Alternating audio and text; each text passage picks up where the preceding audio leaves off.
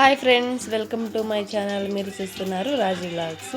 ఈరోజు వీడియో ఏంటంటే మన చింతనాన బాలింత కారం అనేది మీకు గుర్తుంది అసలుకి. ఇప్పుడైతే పొడి కారం, నల్ల కారం అనే మాట్లాడతారు. ప్రాసెస్లోకి వెళ్ళిపోదామా.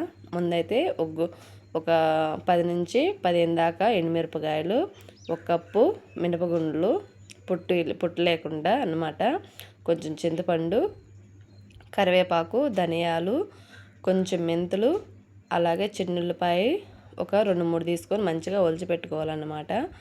కరివేపాకు ఇవన్నీ ఉంటే చాలు, మనకి ఇంట్లోనే ఈజీగా చేసుకోవచ్చు. అదే బయట కొనుక్కోవాలంటే 100 రూపాయలకి ఏం తక్కువ రాదు. టేస్ట్ కూడా ఇంట్లో చేసుకుంటే చాలా బాగుంటుంది. ముందైతే బాండి పెట్టుకొని నూనె వేసుకొని ఎండుమిరపకాయలు అయితే వేయించుకోవాలన్నమాట. సన్నసేగమైన మంట ఎక్కువైతే మాడిపోతే మనకు బాగుండదు. తర్వాత అయితే ఒక కప్పు, ఏ కప్పుతో తీసుకున్నాం ఆ కప్పుతో మినపగుండ్లు కొంచెం ఎక్కువ ఉంటే బాగుంటుంది, కనుక పంట కింద పడేటప్పుడు బాగుంటుంది అన్నమాట. ఇప్పుడు ధనియాలు కూడా అలాగే వేయించుకోవాలి. ధనియాలు కూడా సన్న మంట మీద వేయించుకోవాలి, ఎక్కువైతే మాడిపోతాయి.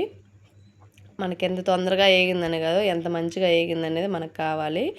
ఇంకొక గంట అయితే నూనె వేసుకొని కరివేపాకు కూడా వేసుకోవాలన్నమాట. కరివేపాకు ఎక్కువ వేసుకుంటేనే బాగుంటుంది, మన పిల్లలకైనా మనకైనా కంటికైనా దేనికైనా బాగుంటుంది అన్నమాట. అది కూడా సన్నసేగమేనే వేసుకోవాలి. వేయించుకొని మంచిగా కలుపుకుంటూ వేయించుకోవాలన్నమాట.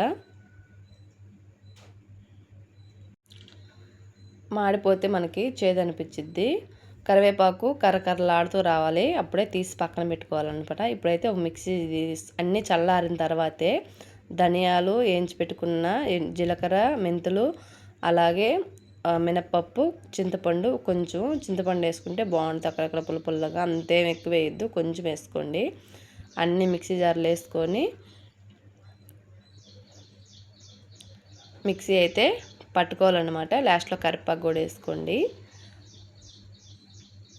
కరివేపాకు వేయించుకున్నదే కాదు, పచ్చిది వేసుకున్నా కానీ టేస్ట్ బాగుంటుంది. అన్నీ చల్లారి పెట్టుకున్న తర్వాతే మనం మిక్సీలోకి వేసుకోవాలన్నమాట. ఇప్పుడైతే కొంచెం కల్లుప్పు చూసి వేసుకోండి. ఉప్పు ఎక్కువైతే మళ్ళీ ఓ తిప్పిన తర్వాత ముందే వేయబాకండి. చిన్నుల్లిపాయలు నేను కొన్ని ఒలిచి పెట్టుకున్నా, కొన్ని వలవకుండా వేసాను.